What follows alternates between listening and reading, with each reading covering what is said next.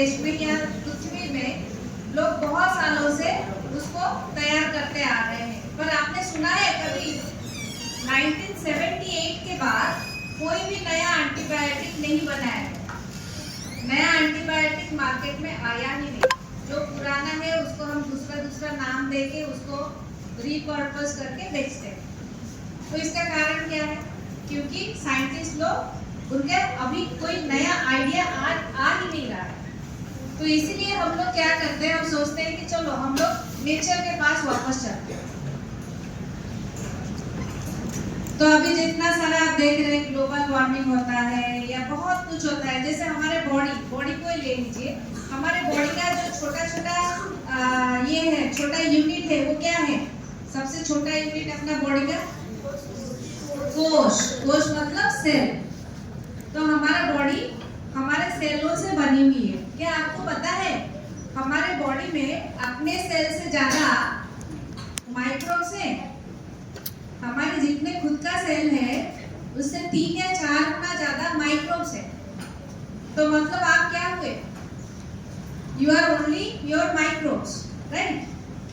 तो आप जिस मिट्टी से बड़े हैं उसका माइक्रोब आप लेते गए और आपका बॉडी का majority of the cells is only your microbe. ठीक है? तो आप जो क्लाइमेट चेंज देख रहे हैं और बहुत सारा कुछ हो रहा है, तो उसके पीछे कौन है? उसके पीछे माइक्रोब्स आते हैं। और माइक्रोब्स को क्या है? माइक्रोस्कोप में देख सकते हो। तो आपने ये म्यूजियम में देखा होगा कि बहुत सारे माइक्रोस्कोप्स हैं, वहाँ पे सेल्स हैं, plant cell, animal cells etcetera. तो इस तरह से हम लोग अपने माइक्रोब जो है अपना नेचर में, हम उनके बारे में बहुत कुछ नहीं जानते। ये एक चित्र है। आपने कभी पॉन्ड में या तालाब में देखा है नीला नीला ग्रीन कलर का कुछ हो जाता है? वो क्या है? स्पाइरोगाइरा।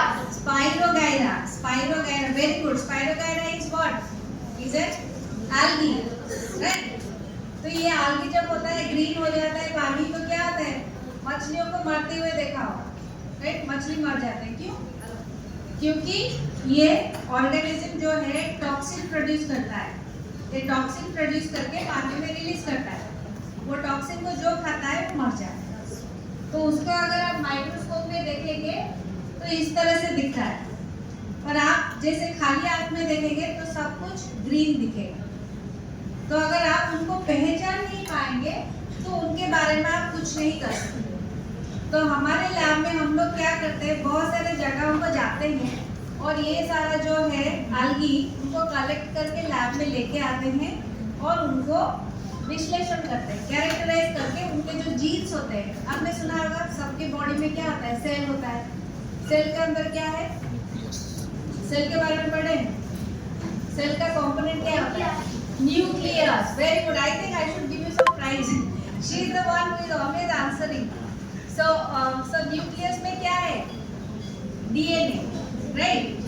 डीएनए में हमारा सारा जीन्स, जैसे आप एक इंसान है, मैं एक इंसान हूँ, वो एक algae है, हम लोगों में डिफरेंस क्या है?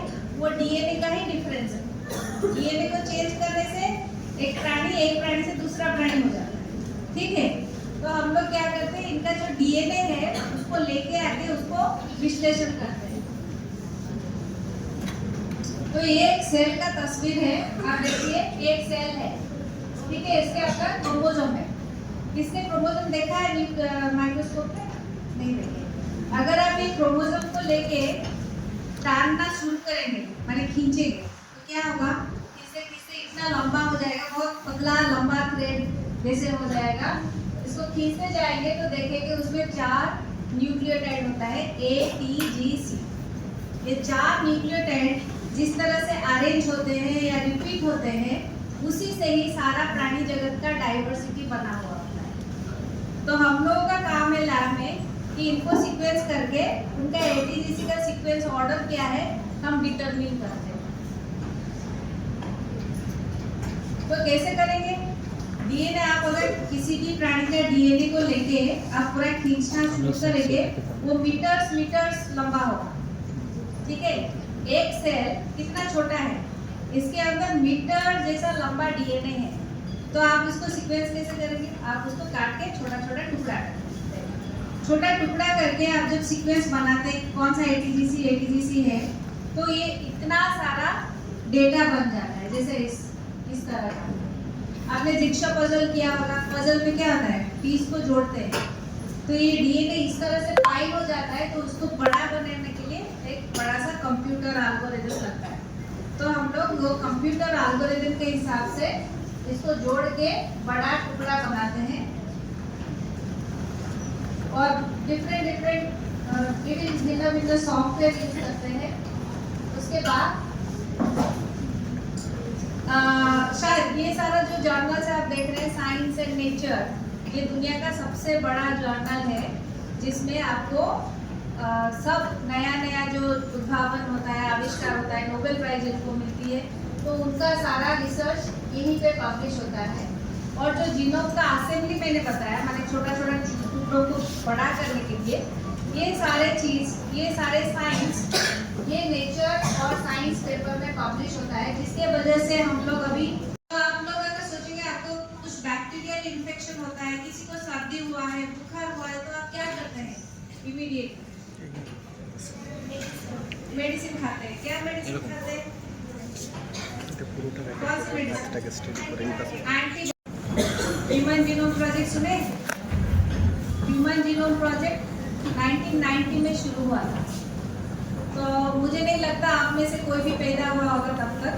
1990 में ह्यूमन जीनोम प्रोजेक्ट शुरू हुआ था, लेकिन 2012 में उन्होंने एक दूसरा प्रोजेक्ट वहाँ से शुरू किया, जिससे वो लोग जीन के बारे में पता चला है और जीन को कैसे कैसे कंट्रोल करते हैं। जेनेटिक एलिमेंट्स, जिसको बोलते हैं एनसाइक्लोपीडिया ऑफ डीएनए एलिमेंट्स, इसको बोलते हैं एनकोड। ये सारे चीज के उद्भावन से हम लोगों को पता चल रहा है कि कौन सा जीन के वजह से क्या रोग होता है, क्या डिजीज होता है, किस चीज जीन का डिफेक्ट से किसका क्या प्रॉब्लम हो सकती है। तो अभी डॉक्टर्स क्या करते हैं, वो जीन्स को ठीक करने में तुले हुए होते हैं।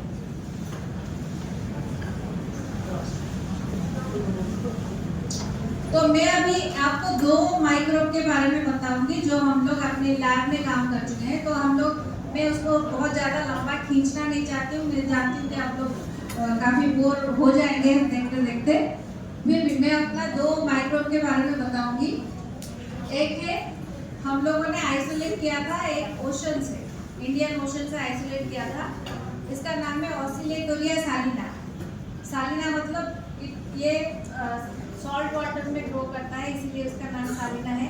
ऑसिलेटोरिया मतलब ऐसे ऐसे घूमता है, ऐसे ऐसे मूव करता है। माइक्रोस्कोप में देखेंगे कंटिन्यूअसली ऐसे ऐसे घूमता है। तो उसका हम लोगों ने कुछ इमेज लिए हैं और हमने क्या किया, उसका डीएनए आइसोलेट किया और डीएनए से लेके छोटा छोटा टुकड़ा मिलियन एंड मिलियन पीसेस लाए थे, उसको फिर जोड़ के लंबा करके फिर कंप्लीट क्रोमोसोम बनाया और उसमें से हमने डिटेक्ट किया कि जीन कौन कौन सा है, कौन सा पार्ट डीएनए का जीन है। तो जीन्स को लेके हमने उसका कंप्यूटर के जरिए से उसको एनालाइज किया और देखा कि कौन सा जीन में क्या क्या फंक्शन होता है, क्या रोल होता है कौन सा जीन का।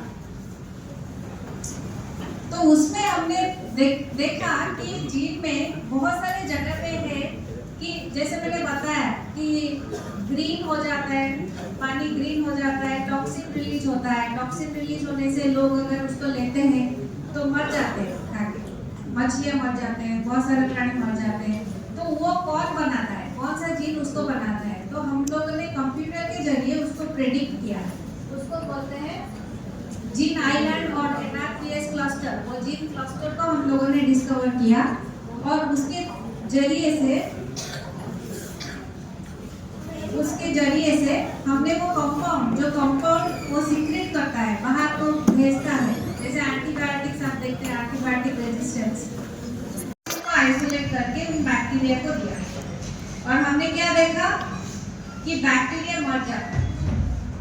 तो मतलब ये है कि जो चीज पानी में होता है, बाहर होता है, जिसको हमने कोई इंटरेस्ट ही नहीं, हम इंटरेस्ट ही नहीं लेते हैं, पर उससे ऐसे ऐसे कंपाउंड मिलता है जो बैक्टीरिया को मार सकता है, जो एक ड्रग भी बन सकता है। तो हमारा एक CSIR का एक मिशन है AMR, anti microbial resistance mission. तो उसमें हम लोग ये बैक्टीरिया के ऊपर काम करके हमने दिखा दिया कि एक्चुअली ये बैक्टीरिया से जो टॉक्सिन रिलीज होती है वो टॉक्सिन बहुत सारे माइक्रोब्स को मार सकती है। खाली टॉक्सिन ही नहीं, बैक्टीरियल सेल को नहीं, हमने उसको कैंसर के ऊपर भी प्रयोग किया। अभी आप जानते हैं कि कैंसर बहुत ही ज़्यादा डेंजरस बीमारी है। कैंसर के लिए कोई भी ड्रग, बहुत सारे ड्रग्स होते हैं लेकिन कोई भी ड्रग ठीक से काम नहीं करती। तो लोग सोचते हैं कि कैसे नेचर से इंस्पिरेशन ले और ऐसे मेडिसिन बनाए जिसको कैंसर के इलाज में लगाया जा सकता है। तो हमने लंग कैंसर जो होता है, बहुत सारे अभी देखा होगा कि भारत अभी वर्ल्ड का कैंसर कैपिटल कहा जाता है क्योंकि हमारा एयर पोल्यूशन इतना ज़्यादा है।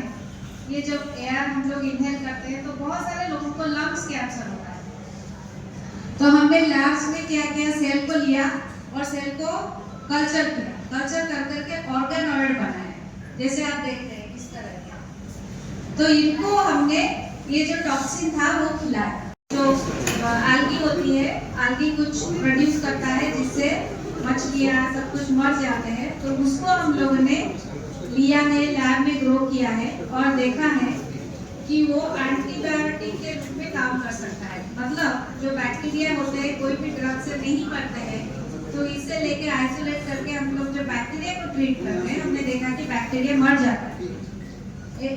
खाली इतना ही नहीं, हमने देखा है कि जो कैंसर होता है बॉडी में, जैसे लंग कैंसर होता है, बहुत ही बड़ा डेंजरस बीमारी है। लंग कैंसर सबसे बड़ा बीमारी है हमारे देश में क्योंकि हमारा एयर पोल्यूशन इतना ज़्यादा है। आप देखेंगे बहुत सारा धुआं है, वेहिकुलर पोल्यूशन है, इंडस्ट्रियल पोल्यूशन है। इसके लिए भारत में बहुत ज़्यादा लोगों को लंग कैंसर होता है। तो लंग कैंसर सेल लाइन में देखेंगे कि ये एक्सट्रैक्ट देने से लंग कैंसर सेल्स मर जाते हैं। तो हमने इसको भी लेके, लोग पूछेंगे कि आप अगर लंग कैंसर को देते हैं, कैंसर सेल मर जाता है, तो हमारे जो हेल्दी सेल है उनके साथ क्या होता है। तो हमने हेल्दी सेल को भी ये दवाई दी और देखा कि हेल्दी सेल के ऊपर कोई असर नहीं पड़ता। तो ये एक स्टेन है, माइक्रोस्कोप में देखते हैं जैसे जो सेल होता है, हमने देखा कि हमारे बॉडी में छोटे छोटे कोश होते हैं, सेल होते हैं, ठीक है।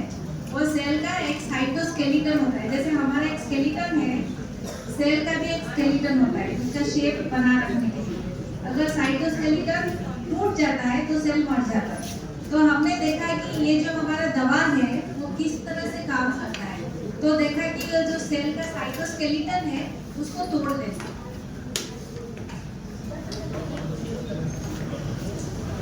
और एक दूसरा और एक एक्सपेरिमेंट भी हम लोगों ने किया है, जैसे सेल माइग्रेशन एसिड। आप लोग सुने होंगे या जाने होंगे, मुझे नहीं पता, पर जो कैंसर होता है बॉडी में, एक जगह पे तैयार होता है, दूसरे जगह को माइग्रेट करता है। तो कैंसर सेल का एक प्रकृति है कि एक जगह से दूसरे जगह को चला जाता है। तो अगर आप उसको रोक सकते हैं तो कैंसर का भी इलाज मिल सकता है। तो हमने देखा कि ये दवा देने से सेल माइग्रेशन, ऐसे भी हमने किया कि ये सेल माइग्रेशन को रोकता है।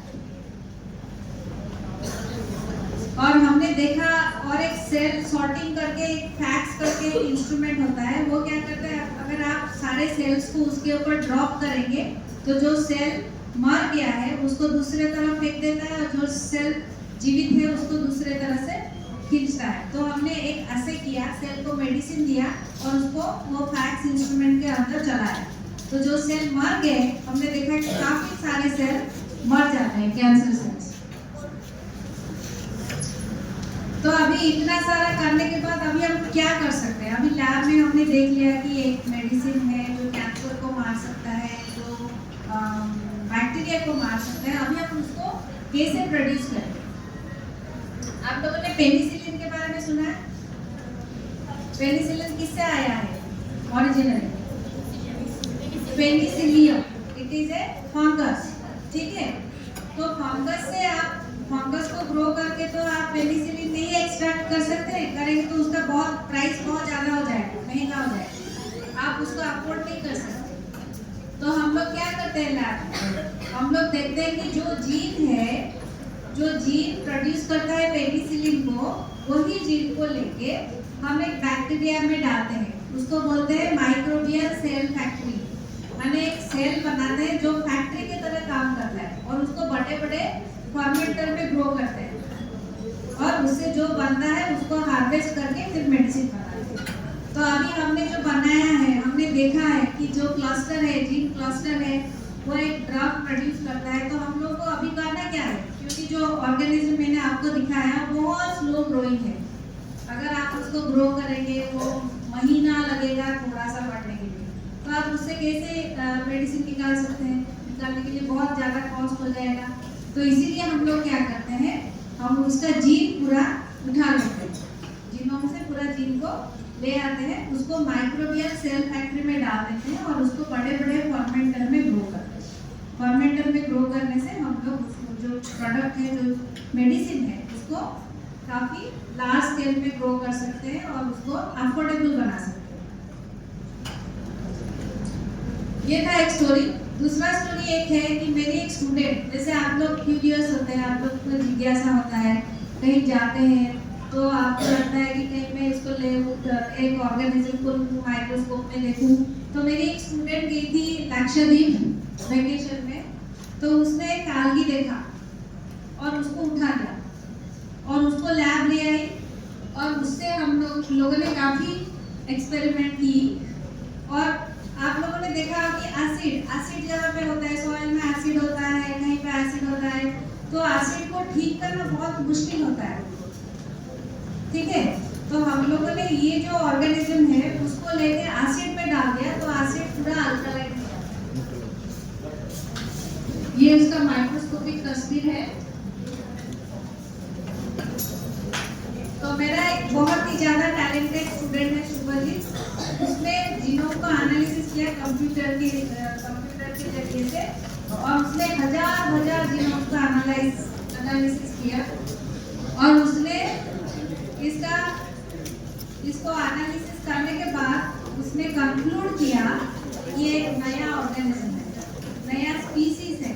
हमने एक नया स्पीसीज का डिस्कवरी की, उसका नाम हमने दिया अपने इंस्टीट्यूट के नाम से, लेप्टोलिंपिया IICB का, because I am from IICB, तो हमने अपना इंस्टीट्यूट के नाम से उसको नामित किया लेप्टोलिंपिया IICB का।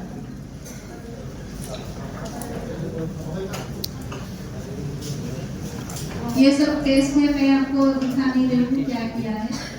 तो ये है उसका नया नाम। और एक तीसरा एग्जांपल मैं आप लोगों को देना चाहूंगी। हमारे सबके पास बुद्धि है, बुद्धि की नहीं है, who is not having बुद्धि? So everybody is having, right? So suppose you are having a बुद्धि and आप अपना बुद्धि को यूज नहीं करेंगे तो क्या होगा? कोई तो बताओ। Everybody has बुद्धि, right? बुद्धि यूज नहीं करेंगे तो क्या होगा? बुद्धि नष्ट हो जाएगा, है ना? और आपके हाथ में बल है, आप हाथ को यूज नहीं करेंगे तो क्या होगा? बहुत वीक हो जाएगा। Same thing happens with the microbes also. आपने देखा होगा राइस फिल्ड है, राइस फिल्ड किसने देखा है? सबने देखा होगा। राइस ग्रीन ग्रीन algae देखा है? वो जो algae होता है क्यों होता है? वो राइस को हेल्प करता है, ठीक है। नाइट्रोजन फिक्सेशन के बारे में कौन जानता है? जानते हैं क्या होता है नाइट्रोजन फिक्सेशन में? नाइट्रोजन क्या है? नाइट्रोजन क्या है? गैस है, राइट। और हमारा जो बॉडी में जो प्रोटीन है उसका मेन कंपोनेंट क्या है? नाइट्रोजन। और नाइट्रोजन हमारे बॉडी में आएगा कैसे? बहुत खाने से। तो खाना, जैसे आप एनिमल प्रोटीन लेते हैं, प्रोटीन में एनिमल से आपको नाइट्रोजन मिल जाता है, लेकिन एनिमल कहाँ से नाइट्रोजन लाता है बॉडी को? प्लांट से। प्लांट कैसे नाइट्रोजन फिक्स करता है एटमॉस्फेयर से? वो एक बहुत ही बड़ा बायोकेमिकल प्रोसेस है, इसके लिए बहुत ज़्यादा एनर्जी लगता है। और जो साइनोबैक्टीरिया है जिसके बारे में मैंने बताया, जो ग्रीन algae है, वो एटमॉस्फेरिक नाइट्रोजन को फिक्स करता है, लेके अपने उसको यूजेबल फॉर्म करता है। जैसे गैसियस फॉर्म में है, आप उसको डायरेक्टली यूज नहीं कर सकते। बॉडी को लेने के लिए ये जो माइक्रोब है ये इसको फिक्स करता है, इसको बोलते हैं नाइट्रोजन फिक्सेशन, ठीक है।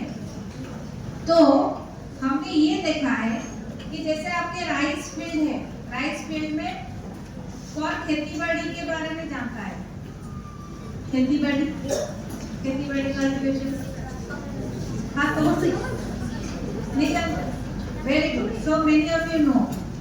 सो फील्ड में क्या देते हैं, यूरिया सुना है, यूरिया क्या फर्टिलाइजर है, नाइट्रोजनस फर्टिलाइजर है, ठीक है। तो हम लोग राइस फील्ड में यूरिया क्यों देते हैं कि राइस प्लांट यूरिया ले ले और प्रोटीन बनाए और हम उसको खाएं और हमारे पास आए। लेकिन राइस प्लांट का पास ऑल्टरनेटिव है, जो ग्रीन algae है, हमने देखा है। ग्रीन algae क्या करता है, नाइट्रोजन फिक्स करके नाइट्रोजन राइस प्लांट को देता है। पर अगर हम लोग यूरिया दे देते हैं फील्ड में, तो जो नाइट्रोजन फिक्स करने वाली ऑर्गेनिज्म है उसके पास कोई काम नहीं रहेगा। तो ये बुद्धि नष्ट वाली बात है। तो मैंने क्या कहा, अगर आपके पास बुद्धि है, आप यूज नहीं करेंगे तो नष्ट हो जाएगा। सिमिलरली ये जो साइनोबैक्टीरिया है, ये नाइट्रोजन फिक्स कर सकता है, पर आपने उसको नाइट्रोजन ऑलरेडी दे दिया, तो उसके वजह से क्या होगा, उसका जो नाइट्रोजन फिक्सिंग कैपेसिटी है वो बंद हो जाएगा। तो ये हमने जेनेटिक्स के एक्सपेरिमेंट के द्वारा दिखाया है कि नाइट्रोजन फर्टिलाइजर देने से हमारा जो नेचुरल इकोसिस्टम होता है, हमारा जो इकोसिस्टम में साइनोबैक्टीरिया है जो नाइट्रोजन फिक्स करके राइस प्लांट को देता है, वो इकोसिस्टम नष्ट हो जाता है, वो साइनोबैक्टीरिया ही खराब हो जाता है। तो आपको हर समय यूरिया देना पड़ेगा। तो इसीलिए नेचुरल इकोसिस्टम मेंटेन करना बहुत ही ज़्यादा जरूरी है, जो हम लोग ये एक्सपेरिमेंट के थ्रू दिखाए हैं। पर मैं इसके बारे में ज़्यादा बोलना नहीं चाहूँगी, बहुत ज़्यादा टेक्निकल हो जाएगा। और मेरे लैब में बहुत सारे स्टूडेंट हैं जो लोग जीनोम में काम करते हैं। हम जीन लेते हैं, डीएनए लेते हैं और उसको एनालिसिस करते हैं। तो हमने देखा है कि जो हम लोगों ने बहुत सारे, जैसे क्लासिफिकेशन होता है, नोमेनक्लेचर होता है, ऑर्गेनिज्म का नाम दिया जाता है, भिन्न नाम दिया जाता है। तो हमने देखा है जो ऑलरेडी नाम दिया गया है, बहुत सारा मिस्टेक है उसमें, बहुत सारा एरर्स है। तो ये एरर को हम लोग डीएनए एनालिसिस के थ्रू से फिक्स करते हैं। जैसे मेरी स्टूडेंट गीता ने किया है, तो उसने एक बड़ा सा ग्रुप था, उसको उसने तोड़ के छोटा छोटा ग्रुप में क्लासिफिकेशन किया और इसको पब्लिश किया। तो ये इसका समरी स्लाइड है।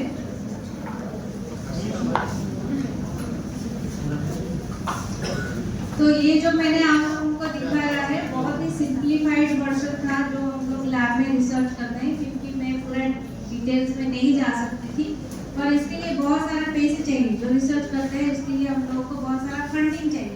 और फंडिंग कहाँ से मिलता है, department of biotechnology, CSIR, ICAR, Indian council of agricultural research, department of science and technology, और इतने सारे स्टूडेंट और इतने सारे कोलैबोरेटर मिलके हम लोगों ने, जो मैंने आप लोगों को दिखाया वही काम किया है। इसके साथ मैं अपना वक्तव्य अभी बंद करना चाहूँगी। आप लोगों को बहुत बहुत धन्यवाद सुनने के लिए, और आपको अगर कुछ सवाल करनी है तो मुझे कर सकती हैं।